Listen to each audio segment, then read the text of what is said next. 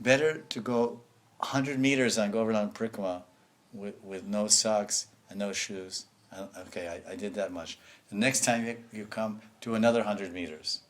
Then eventually, after so many visits, you'll finish an entire Govardhan Prikrama without any shoes. And Braj Bhakti Vilas is written by Narayan Bhatta Goswami. Narayan Bhatta Goswami wrote Braj Bhakti Vilas in Sanskrit and was translated in Hindi. So this book was written 420 years ago. And he researched all Puranas and everything to find out the glories of Braj Mandal Prikrama and so many things.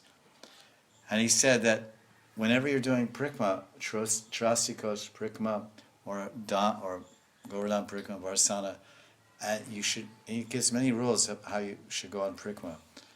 No, of course, no shoes, no socks. You should go with a happy mood. Don't complain, and always be eager to see all the lila places that the yatri leader is taking.